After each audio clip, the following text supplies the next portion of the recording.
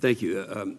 When a quorum is present, we are going to shift over and do some confirmations, the brief interruptions. As you heard in the opening statements from both Senator Reid and myself, there is a little difference of opinion in terms of low-yield capabilities. Both China and Russia have a robust nuclear arsenal and a triad of delivery systems, as you said in your opening statement. And I think that China and Russia are identified a little differently than the rest of the threats. I think General Dunford said it the best way. He said, we're losing our qualitative and quantitative edge. The 2018 Nuclear Posture Review calls for the development of a low-yield nuclear weapon in the range of approximately 10 kilotons to counter Russia's tactical nuclear weapons not controlled by the New START. Now, when you talk about 10 kilotons, sometimes we have to remember, what is a kiloton? And I think Hiroshima was 15 kilotons. The Minuteman III is around 300, 350 kilotons. So you're talking about a capability that is not there right now. The New START limits both the United States and Russia to 1,550 deployed strategic nuclear weapons.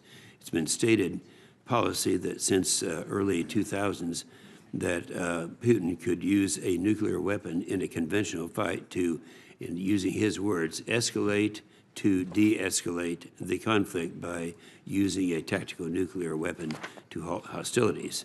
Now, I know that some worry that this might lead to increased nuclear proliferation, but I'd kind of like to hear from you what your thoughts are. And this is a part of the posture review right now.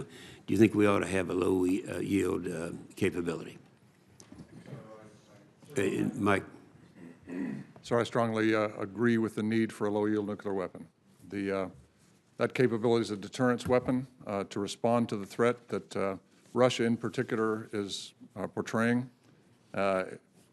President Putin announced as far back as April of 2000 that the Russian doctrine will be to use a low-yield nuclear weapon on the battlefield in case of a conventional overmatch with an adversary. And I would say that if we don't have one, the only thing we could do if we were to use a response would be a larger one. It'd be so in terms of kilotons. So two elements in that is Henry Kissinger, recently said that if you don't have the right response, you could put the United States in a position where the two choices for the president would be surrender or suicide. Suicide if you escalate too high and the escalation comes back at you. Surrender if you don't have the ability to respond. Yes. We do have low-yield nuclear weapons in our arsenal. They're with our aviation capabilities right now. But those aviation capabilities may not be the right response in terms of timeliness and survivability to get to where the threat is.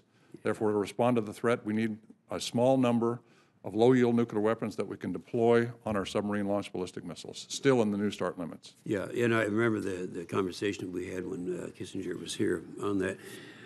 We talk a lot about the hypersonic threats that are out there. Let's start off by give me a definition of a hypersonic threat. A hypersonic threat is a system that starts out ballistic, and so you'll see it like a ballistic missile, but then it depresses the trajectory and then flies more like a cruise missile or an airplane. So it goes up into the low reaches of space and then turns immediately back down and then levels out and flies at a very high level of speed. That's hypersonic. That's a hypersonic weapon. Do both or either Russia or China have the hypersonic threat capability? Both Russia and China are developing hypersonic capabilities. We've watched them test those capabilities. So both Russia and China are aggressively pursuing hypersonic capabilities. If that happens, what kind of defense do we have against hypersonic? Right? We have a very difficult, well, our defense is our deterrent capability. We don't have any defense that could deny the employment of such a weapon against us.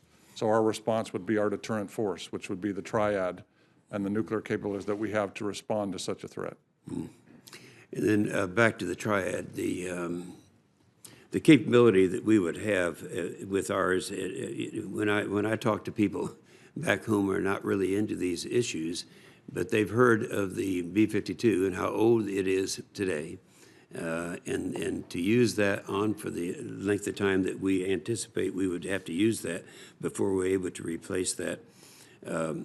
What do you think in terms of the age of the three elements of our triad and their capability relative to those of China and Russia? So as you look across our force, you can start with the B-52. Such an amazing airplane. The designers of the airplane were geniuses way before their time. But it is basically a truck to carry weapons. It is not a penetrating bomber. It will never be a penetrating bomber. A penetrating bomber will be the B-21. We only have a small number of B-2s. We need a larger number of penetrating bombers. That will be the B-21. We'll need a new weapon to go on the B-52. We'll need the long-range standoff weapon. I'm concerned about our ICBM force about the 2030 timeframe and beyond. We replaced the propulsion, the guidance, the electronics on that system 15 years ago or so, and by 2030, all of those capabilities will have aged out. We did a detailed analysis that said the smartest thing we can do is just buy new this time instead of trying to replace all the components. We'll have to do that. The Ohio-class submarine, at a certain point, it will not go down under the water anymore. We need a new submarine to replace that, and we need new command and control, and we need new weapons as well. All those things come to fruition in the 2030s. Yes. Thank you, General Hyden. Senator Reed.